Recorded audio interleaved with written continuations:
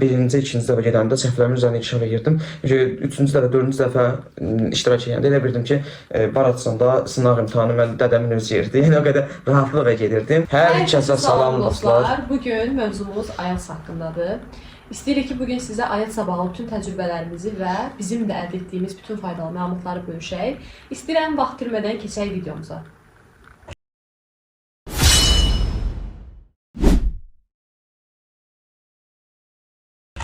Və dostlar, istəyirəm ki, qısa bir şəkildə IELTS nədir, IELTS almaqla nə etmək olar, bu haqda məlumat verim. IELTS sertifikatı aldıqdan sonra siz Azərbaycanda müəyyən işlərə CV ilə bərabər atıb qəbul ola bilərsiniz və xarici təhsil almaq istəyirsinizsə, IELTS imtahanı ilə asanlıqla qəbul ola bilərsiniz. Ümumilikdə IELTS imtahanı 4 sectiondan ibarətdir və hər bir sectionda sizə müəyyən qədər bal gətirir. IELTS-də ən yüksək bal bildiyimiz üzrə 9-dur və 9-dan aşağı ballar isə 8, 7, 6 və 5 olaraq müəyyənləşir. Təbii ki, bu balların əsasının formalaşması üçün 4 sectionın orta nəticəsi götürülür. Məsəl üçün, speaking, reading, writing və listening. Siz hər sectiondan, tutaq ki, 6-5 almışsınızsa, sizin ortalama balınız 6-5 olur və yaxud da ikisindən 7, ikisindən 6 almışsınızsa, yenə də 6-5 olur. Yəni 4 nəticə toplanır və bölünür 4-ə. Və dostlar, bu nüansı diqqətinizə çatdırmaq istəyirəm ki, IELTS imtahanı iki cür verilə bilər. Bir computer based, bir də paper based. Mən və Aytac ikimiz də computer based imtahanı vermişik. Çünki bu növ imtahan çox rahatdır və demək olar ki, ən səmərəli imtahan budur. Siz computer based imtahanı verərkən ən yaxşı bunun prinsipi deyərdim ki, budur. Writing hissəsində siz paper based-də yazandan sonra mətni özünüz gərək hesablamalısınız ki, neçə dənə söz yazmışsınız. Amma computer based-də avtomatik mətnin aşağısında çıxır ki, siz 250 sözü və yaxud da 150 sözü tamamlamışsınız. Beləliklə çox rahatdır. Həmçinin də ən vacib fərqi ondan ibarətdir ki, siz paper based-də bəzi sözlərin baş hərfini böyük hərflə yazmalısınız. Amma computer based-də belədir ki, siz yəni caps lock-a basıb bütün hərfləri böyüklə yazsanız bir problem olmur. Və beləliklə də üçüncü ən vacib fərqi ondan ibarətdir ki, siz computer based imtahanı verdikdə sizin cavabınız bir günə, yəni maksimum 2 günə çıxa bilir. Amma paper based-də siz 14 gün və 14 gündən də çox gözləyə bilərsiniz cavabı almaq üçün. Və bunu qeyd etmək istəyirəm ki, mənim bəzi qrup yoldaşlarım var idi ki, onlar məsəl üçün imtahanı məndən tez vermişdilər, paper based olaraq. Halbuki mənə imtahan cavabı, yəni o IELTS kağızı mənim üçün çox önəmlidir. Çünki artıq universitetlərə müraciət edəcəkdim və bizim xarici təhsil videomuza baxmışsınızsa, artıq bu barədə sizin təbii ki, ətraflı məlumatınız olub. Bu prosesdə mənim üçün həqiqətən IELTS kağızı çox önəmli idi və lakin uşaqlar məndən tez versələr belə paper based formatında verdikləri üçün öz cavablarım məndən geç çıxmışdı, amma mənim cavabım onlardan daha tez çıxmışdı və buna görə həqiqətən də computer based-in üstünlükləri çoxdur və sizə məsləhət bilərəm ki, əgər kompüter formatında işləmək sizin üçün daha rahatdırsa və sizin əliniz buna yatkındırsa, computer based verin imtahanı. İlk növbədə istəyirəm ki, listening haqqında danışaq. Bildiyiniz kimi, IELTS imtahanına daxil olarkən, yəni real imtahana girərkən, ilk növbədə verməli olduğumuz section listeningdir. Mənim listeningdə etdiyim xüsusi praktikalar nədən ibarət idi? İlk növbədə çalışın ki, çoxlu gündəlik podkastlar dinləyəsiniz. Fərq etmir necə podkast olur olsun, sizin öz səviyyənizə uyğun və hətta öz səviyyənizdən bir level üstə dinləsəz daha yaxşı olar. Çünki siz beləliklə yeni sözlər öyrənərsiniz və bu sözlər sizə maraqlı olar, gedib onları araşdırarsınız, müəyyən yerlərə qeyd edərsiniz və bu sizin üçün çox inkişaf olar, çox böyük bir inkişaf olar. Digər məqamda nə etmək olar? Məsəl üçün, siz normalda IELTS üçün Cambridge kitabları olur. O Cambridge kitablarını alırsınız, listeninglərini açırsınız və onları 1.5x-lə dinləyirsiniz. Niyə görə bu belə olur? Məsəl üçün, bəzi IELTS formatlarında elə ola bilir ki, sizin düşdüyünüz sınağın dərəcəsindən asılı olaraq, məsələn, Real Baratsın və ya da British Council sınaqlarında ki, British Council yoxdur hal-hazırda sınaqlar. O zaman daxil olaraq siz sınağa görə bilərsiniz ki, listeningin sürəti çox yüksəkdir, çox sürətlidir. Halbuki Cambridge kitablarında elə deyil. Onlara özünüzü alışdırmaq üçün və real imtahanda birdən sizə sürətli versiyası düşər. Bunun üçün siz həmin Cambridge kitablarını 1.5x-lə dinləsəz, sizin hər hansı bir probleminiz olmayacaq imtahanda və hətta imtahandakı danışıq sizə daha belə yavaş-yavaş gələcək və daha rahat işləyəcəksiniz, həyəcansız. Və həmçinin listeninglə bağlı deyə biləcəyim önemli məqamlardan biri ondan ibarətdir ki, mütləq şəkildə siz listeningə başlayarkən birinci part 1-i işləyin, yəni oxuyun. Daha sonra keçin part 2-nin yarısına baxın. Mən bu taktikanı etmişdim imtahanda və həqiqətən mənə çox kömək olmuşdu.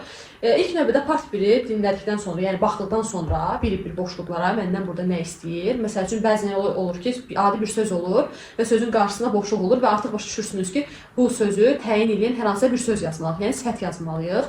Daha sonra isə part 2-ni açırsınız. Part 2-də ilk 5 suala və ya da ilk 4 suala nə qədər qoyulubsa, nə qədər çatdıra bilirsinizsə baxırsınız və artıq listening başladığı müddətdə siz geri dönüş eləyərək yenidən part 1-i baxaraq dinləyə bilərsiniz və bu zaman siz belə deyim də hər sectiondan 20 saniyə vaxt qazanacaqsınız və hər dəfə daha çox baxacaqsınız. Məsələn, normalda part 1-ə bir dəfə baxırlarsa normal insanlar, siz artıq 2 dəfə baxmış olacaqsınız və bu sizin üçün həqiqətən də çox yaxşı zaman qazanmaqdır və çalışın ki, reading bacarığınızı inkişaf elətdirin ki, bu sizin listeningizə də təsir eləsin. Çünki listeningdə olduğu qədər sürətli oxumaq və sürətli analiz etmək sizin dinləyərkən də daha yaxşı başa düşməyinizə təsir edir və siz artıq bilirsiniz ki, buradan sizə nə istəyir və səhv bir şey yazmırsınız. Listeningdə sizə deyə biləcəyim əsas təcrübələrim və özümün də etdiyi əsas strateji məqamlar bundan ibarət idi. Və dostlar, mən də əlavə fikir bildirmək istəyirəm ki, listening strukturuna sizə daha faydalı olacaq mənbələr. Yəni YouTube-da da siz yazsaz ki, IELTS listening testlər, yəni bir çox videolar var ki, siz onları, məsəl üçün mən dinləmə imtahanında zəif idim. Məsəl üçün universitetə gedəndə və yaxud da idmana gedəndə, yəni hər hansı bir yerə gedəndə mən videolarda, podkastlara baxırdım və yaxud da ingilis dilinin hər hansı bir videolara qoşurdum ki, yəni mən özümə məruz salım ki, mən bu dili öyrənməliyəm.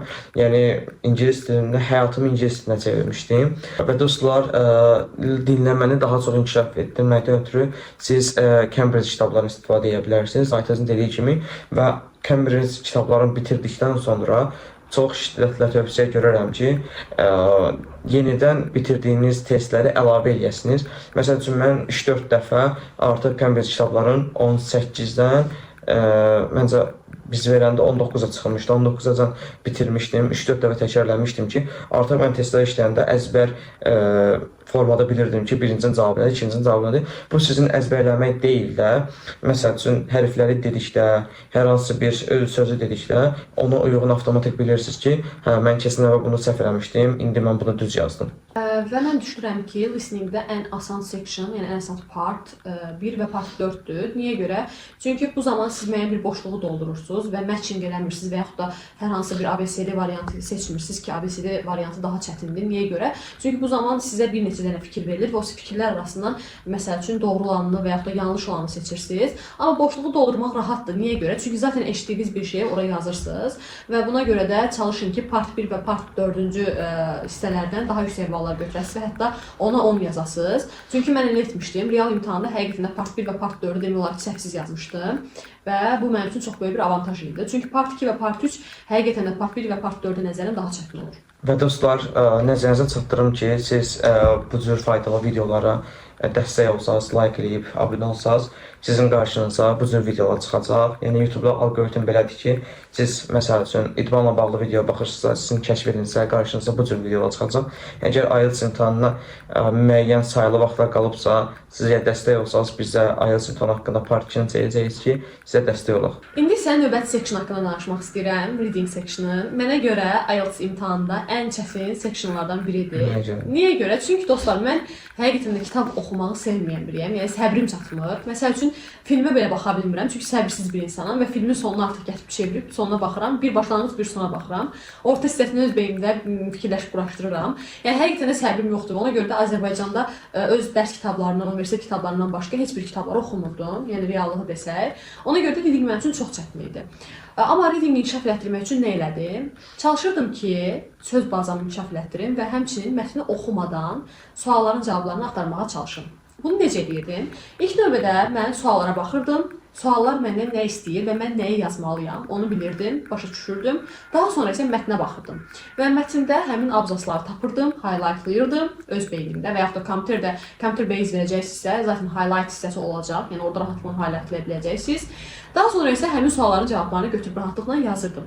Və həmişə readingdə ən birinci mənə hansı tutaq ki, sual tipi mənə daha rahat gəlirsə, hansı sual tiplərini mən daha rahat işləyə bilirəmsə, birinci ondan başlayırdım ki, motive olum və digərlərinə daha rahat işləyə bilim.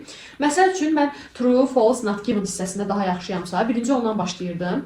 O sualları bitirdikdən sonra keçirdim mənə orta çətinlikdə gələn tapşırıqlara. Və ən axırı isə mütləq çətinlik tapşırıqlar saxlayırdım. Çünki zaten onlara çox vaxt sərf edirsiniz. Birincidən çətinlə başlayıb, vaxtınızı itirib, həm də həyəcana düşüb digər suallara səhv yazmaqdansa, asan bildiyiniz suallara səhv yazmaqdansa, asan bildiyiniz sualları qəşəng, doğru yazın. Daha sonra isə çətinlik çəkdiyiniz sual tiplərini keçərək daha çox fikirləşməyə zaman ayırın. Readingdə sizə verəcəyim ən əsas məsləhət bundan ibarətdir və listeningdə dediyim məsləhət buna da aiddir. Çalışın ki, oxuma qabiliyyətinizi inkişaf etdirin və sürətli oxumağı bacarın. Sizin üçün əsas gözünüz belə deyim də skaner olsun. Hər yeri skanlayın beyninizdəki. Bu sualın cavabı buradaydı, bu sualın cavabı buradaydı ki, rahatlıqla sualların cavablarını yazarkən hər hansı bir çətinlik çəkməyəsiniz. Deyəcəyim bu qədər. Hətta gündəlik məqalə oxuyanlar da olub, mənim qrup yoldaşlarımdan, gündəlik xəbərlər oxuyanlar da olub, amma mən oxumamışam. Çünki həqiqətən də dediyim kimi səbrim yoxdur və səbirsiz bir insanam. Dostlar, reading haqqında mən öz təcrübəmi bölüşsəm, deyərəm ki, readingin başını buraxın. Çünki yəni, ən çətinlik çəkdiyim strukturlardan da biri reading idi. Çünki belə deyim da, mətin verirlər, yəni elmi mətin olur, çox çətin olur, həm də uzun olur. Yəni, mən elə bir sualı, əslində birinci, ikinci mətinə bir 10 dəqiqə, 15 dəqiqə ayırmalıdır. Qalan dəqiqələrdə sonuncu mətin, çünki çox çətin olur. Mən yəni 3 mətnini birlikdə verdiyi vaxtda mən birinci mətnə səhv edirdim. Amma son bir ay qalmış, mən bu taktikanı yerinə yetirdim. Yəni nə qədər çox reading işləsəz, çox faydalıdır.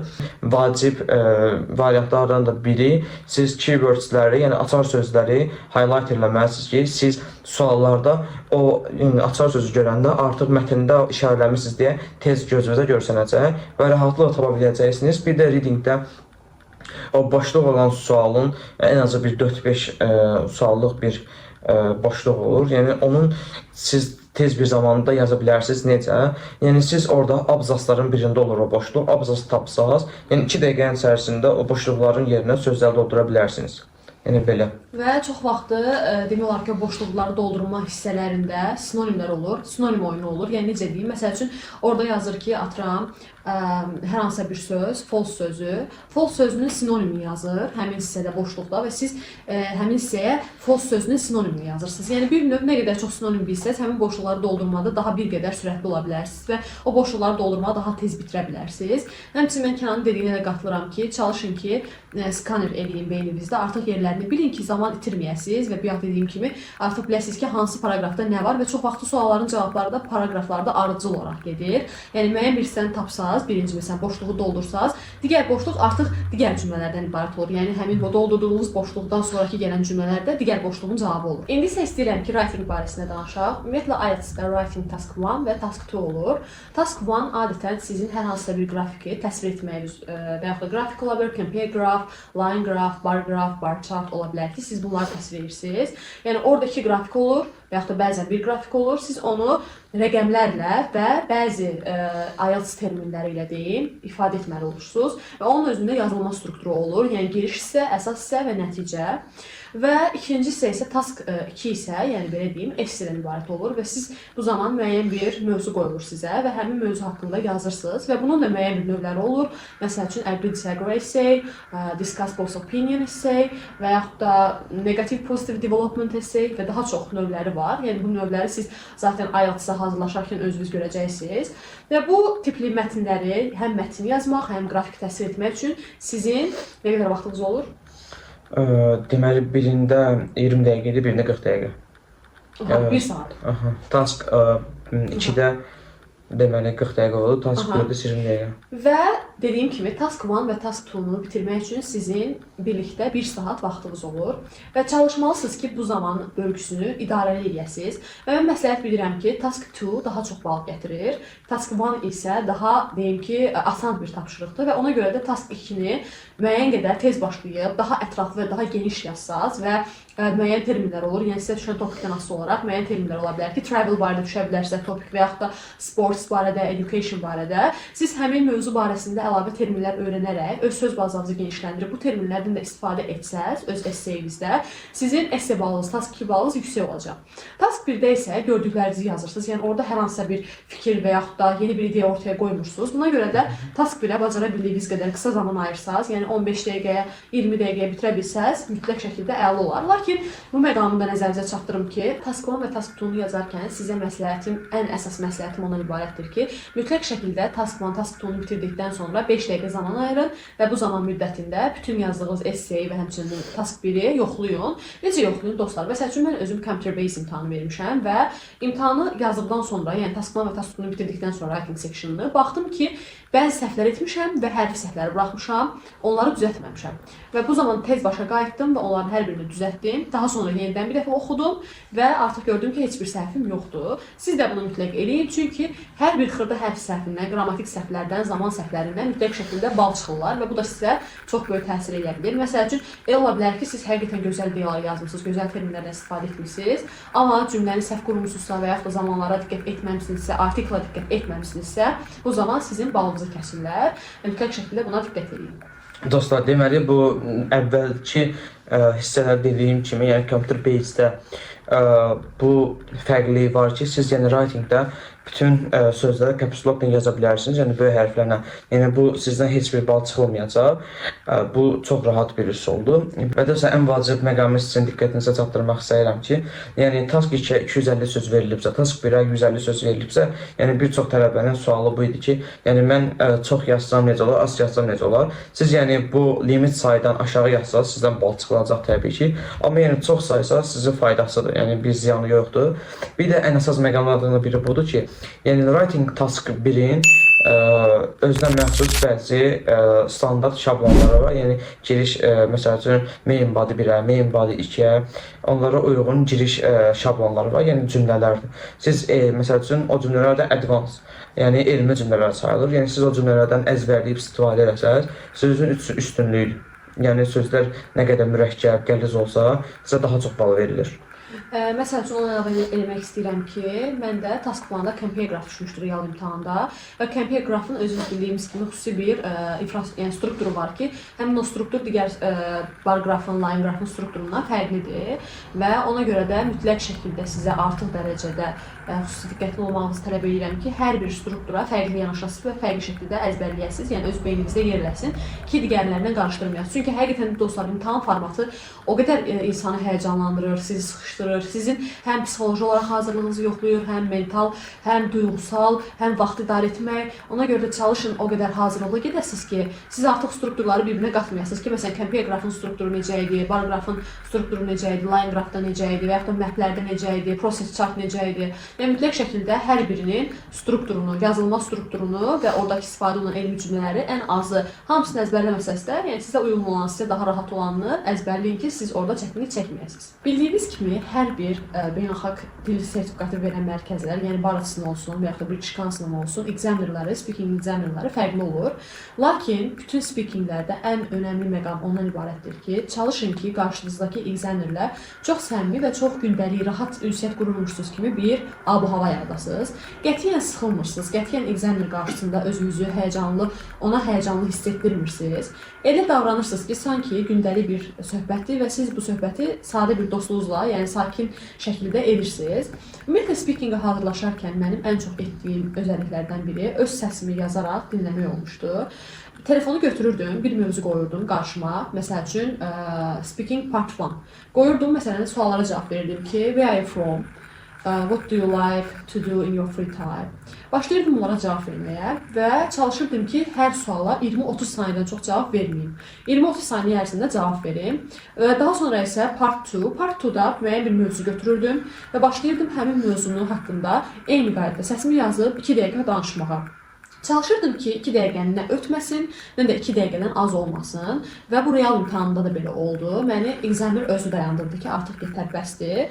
Bu daha yaxşıdır, nəinki az danışıb susmaqdan. Çünki az danışarkən sizin onlar mövzu haqqında daha belə az bilginizin olduğunu və həmçinin daha biraz utancaq olduğunuzu, danışmaq istəmədiyinizi başa düşürlər. Amma rahat şəkildə danışdınız, ətraflı şəkildə izah eləsəniz fikrinizi, bu sizə daha çox xal qazandıracaq. Buna görə də məsləhət bilirəm ki, sizi ekzamen dayandırsın. Əgər bacara bilirsinizsə, elə 2 dəqiqənin sonunda elə ayarlayın ki, dayanasınız.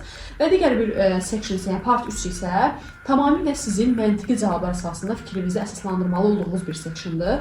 Digər iki sectionda siz öz fikirlərinizi, personal ideyalarınızı bölüşə bilərsiniz. Amma üçüncü sectionda isə mütləq şəkildə çalışın ki, öz məntiqi argumentlərinizi irəli sürəsiniz. Məsəl üçün sizə deyə bilərlər ki, düşünürsünüzmü ki, ölkənizdəki texnoloji inkişaf öndədir və sizcə texnoloji inkişafın bir ölkə üçün məsələn faydaları və dezavantajları nələr ola bilər? Çalışın ki, argumentli cavab verəsiniz ki, əgər fikriniz hədirsə, niyə görə hədir və yoxdursa, niyə görə yoxdur, bunu ətraflı şəkildə izah edəsiniz. Və mənim üçün speakingdə ən önəmli məqamlardan biri idiomlardan istifadə etməkdir. Dostlar, speaking imtahanında ən çox istifadə edilən metodlardan biri budur ki, siz mürəkkəb ifadələrdən və idiomlardan istifadə edərək daha çox bal ala bilərsiniz. İkinci məqam ondan ibarətdir ki, yəni part 1-də sıxılmayın. Yəni sizə ekzaminer sual verdikdə, yəni səmimi şəkildə sual verir. Sizin öz şəxsi cavablarınız olsun və part 3-də isə əsasən part 2 standart olaraq 2 dəqiqə içərisində bir mətn danışmalısınız. Part 3-də əsas olaraq isə yəni sualın cavabından kənara çıxmayın.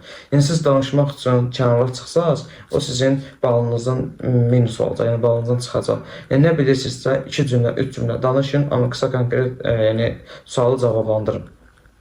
Yəni məncə də uzun danışıb özünüzü daha çox belə deyim də batalığa salmaqdansa, qısa danışıb daha dəqiq cavab verməniz daha yaxşıdır. Çünki sizin verdiyiniz suallar əsasında onlar sizə başqa suallar verib sizi bir növ batalığa sala bilərlər. Ona görə də çalışın ki, qısa danışasınız ki, artıq növbəti sualda onlar keçirəsin və həm də speakingi vaxtında bitirmiş olasınız. Çünki onlar sizə 15 dəqiqə, 10 dəqiqə, 15 dəqiqə arası bir zaman ayırırlar və bu zaman müddətində siz speakingi bütün sectionlarını 3 section yəni üçündə bitirməlisiniz.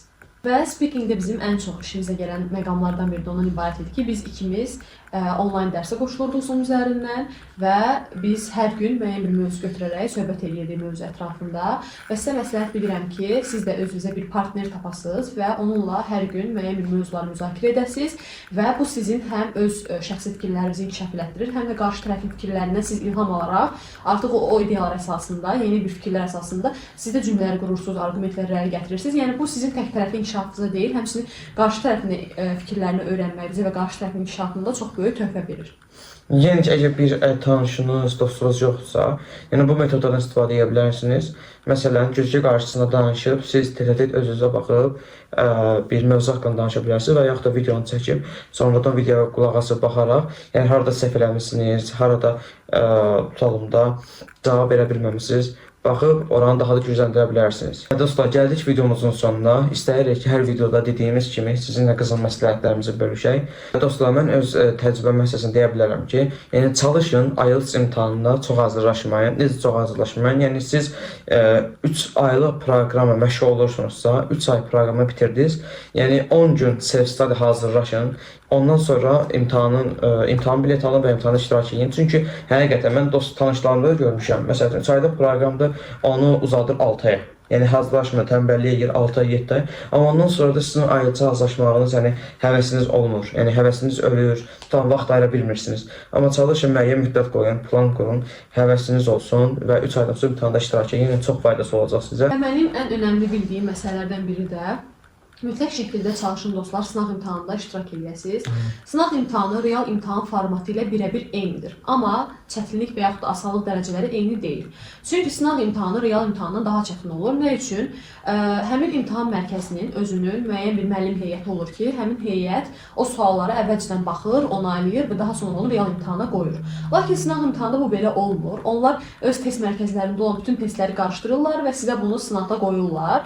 Həqiqətən də bu imtahanın çətinliyi çətinlik və yaxud da asanlıq dərəcəsi ölçülmür. Ona görə də sınaq imtahanından aldığınız bala heç vaxt təəssüflənməyin. Mütləq şəkildə sınağa gedin ki, siz o real imtahan formatını yaşayasınız və daha sonra isə artıq real imtahana girəsiniz. Və aşağı bal yığsanız dediyim kimi məyus olmuyor. Çünki həqiqətən də sınavdan aşağı bal yığıb real imtahandan daha yüksək, qat-qat yüksək nəticələr əldə edən insanları çox görmüşəm və çox tanımışam.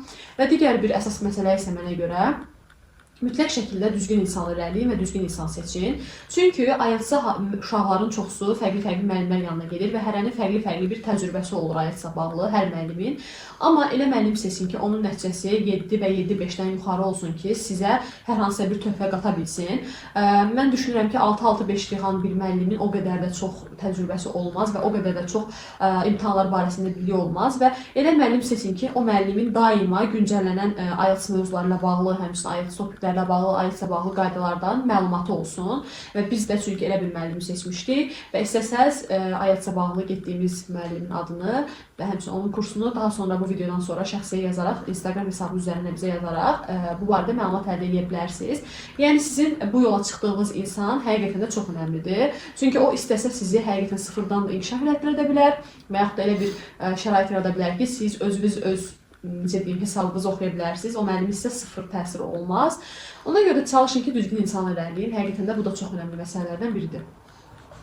Yəni dostlar, özünüzü sıxmağa ehtiyac yoxdur. Yəni IELTS imtahanı elə bir imtahandır ki, yəni əvvəlcədən hazırlaşanda bu imtahanla adamın gözündə çox böyük bir imtahan kimi görürsən. Yəni həqiqətən də öz təcrübəm məsələsini deyirəm ki, yəni mən IELTS imtahanı hazırlaşanda deyirdim ki, bu imtahan çox çətindir, elədi, belədi. Amma imtahanı verəndən sonra dedim ki, mən təzədən bilet alıb ikinci imtahana girmək istəyirəm. Yəni adama belə bir his gəlir. Yəni özünüzü qorxutmayın. Sadəcə olaraq fikirləşin ki, yəni belə bir imtahandır. Amma yəni siz belə deyim də, məsələn mən 4-cü kursa vermişəm. Amma bu çox bir səhv deyil, amma 3-cü kursda versəz daha yaxşıdır. Çünki axıra moment dirənirsiniz ki, mən IELTS-dan zəif alacam, xaricdə təhsil işimi alınmayacaq, heç bir yana gedə bilməyəcəm. Ona görə siz ehtiyatı əlinizdə olsun. Bir də ki, dostlar, məsəl üçün mən sınaq imtahanında 4 dəfə iştirak etmişəm, IELTS-a bəlkə də 3 dəfə. Yəni artıq mən 1-ci, 2-ci dəfə gedəndə səhvlərimin üzərində inkişaf edirdim. 3-cü dəfə, 4-cü dəfə iştirak edəndə elə bildim ki, Baratsında sınaq imtahanı mən dədəmin özü yerdi. Yəni o qədər rahatlıqla gedirdim. Sanki özünüzü öyrəşdirirsiniz imtahan sistemini, imtahan rejimini. Daha sizdə, məsələn, speakingdə mən examenində danışanda, yəni özümdə heç bir həyəcan hiss eləmirdim. Çünki o qədər speaking eləmişdim ki, sınaq imtahanında da, həm əsl imtahanda da, yəni gördüm ki, mənim üçün rahatdır. Yəni çox bir stres olmur. Və dostlar, sizə verəcəyim ən önəmli məsləhətlərdən biri ondan ibarətdir ki, çalışın ki, IELTS balınız mütləq şəkildə 6.5 və yaxud da 6.5-dən yuxarı olsun. Niyə görə 6.5 və 6.5-dən yuxarı deyirəm? Çünki bəzi universitetlər sizin IELTS ödənişlərinizi geri qaytarma şansları olur. Təbii ki, bu bütün universitetlərə şamil deyil. Bəzi universitetlər geri qaytarır, bəziləri isə qaytarmır və siz bunu universitetin özünü araşdıraraq bilə bilərsiniz. Bizim universitet Bakı Dövlət Universiteti məsəl üçün ödənişi geri qaytarırdı və 6.5-dən yuxarı olduğu üçün bizim IELTS balımız, bizim ödənişimiz geri qayıtmışdı və sizə də məsləhət bilirəm ki, mütləq şəkildə 6.5 və 6.5-dən yuxarı bal toplayasınız ki, sizin ödənişiniz geri qayıtsın. Çünki həqiqətən də az bir pul deyil. Biz qəbul olan ildə, yəni real imtahanı verib daha sonra universitetlərə müraciət etdiyimiz ildə 465 manat idi və həqiqətən də çox məncə kifayət qədər yüksək bir rəqəmdir ki, bu rəqəm sizə qayıtsa çox gözəl olar. Çünki tələbə büdcəsi ilə və sizin daha sonra universitetlərə müraciət etməyi üçün kifayət qədər pul lazım olacaq və bu pulu ora xərcləyə bilərsiniz. Və dostlar, beləliklə videomuzun sonuna gəldik. Yəni bu gün sizlərlə IELTS imtahanı haqqında geniş məlumatlar verdik və öz təcrübəmizə əsaslanaraq vacib tövsiyələrimizi sizinlə bölüşdük.